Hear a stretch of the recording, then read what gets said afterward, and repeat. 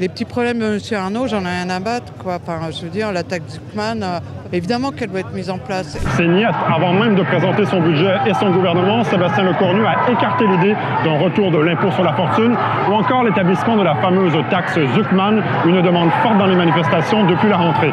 Il faudra donc trouver d'autres moyens pour redresser les finances publiques. Il a déjà fermé la porte au retour de l'ISF, à la taxe Zuckman. Vous en pensez quoi? C'est déplorable. Il n'y a pas d'autre mot. Ça passe nécessairement par une taxation des plus riches?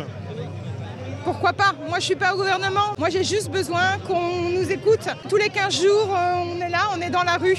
Et on aimerait bien que ça finisse à arriver à l'oreille de certaines personnes. Que le gouvernement, il écoute un petit peu le peuple, qu'on a marre d'être serré la ceinture. Il a déjà dit non à la taxation des plus riches pourtant.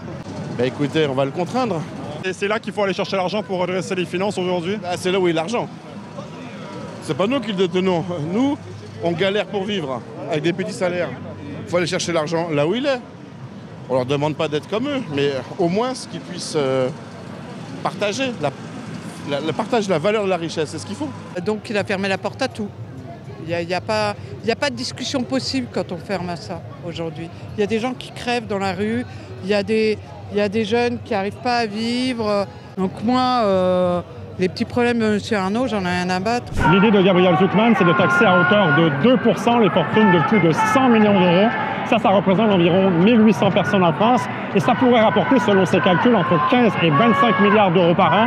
Ce n'est pas rien. Mais les patrons craignent plutôt que ces grandes fortunes s'exilent et que ça plombe l'économie française. La taxe Zuckman, c'est quand même pas la mer à boire. C'est pas vrai que ça ferait partir les fortunes à l'étranger. C'est pas exagéré. On a tous intérêt à ce que tout le monde participe à la vie collective par l'impôt. La France, ça repose soi-disant sur l'égalité, mais l'égalité, elle est nulle part. Toutes les richesses sont possédées par les riches. Les professeurs, ils ont rien, ils font des métiers compliqués, ils sont payés que dalle, enfin, c'est pas normal.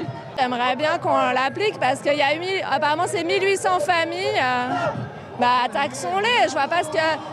Enfin, avoir 100 millions d'euros, qu'est-ce qu'ils en font? On ne sait pas. Alors que ça pourrait nous être utile pour les écoles, pour les hôpitaux. Dans les caisses du patronat! Dans les caisses du patronat! Qu'est-ce qui est écrit là? Pas de paix entre les classes? Pas de paix alors pas de guerre entre les peuples, pas de paix entre les classes. Seule personne à qui on devrait faire la guerre, c'est pas à nos voisins ou des personnes d'une autre nationalité, d'une autre religion ou que sais-je, c'est aux patrons qui nous exploitent, qui se font du beurre, qui se feront de la maille jusqu'à ce qu'on crève et vraiment n'en ont rien à faire de la vie. On voit beaucoup de pancartes chez les jeunes notamment qui demandent de taxer les riches. Est-ce qu'il n'y a pas un retour un peu une hype de la lutte des classes quoi? Si, mais c'est une bonne chose. Je pense qu'on est une génération qui peut changer les choses.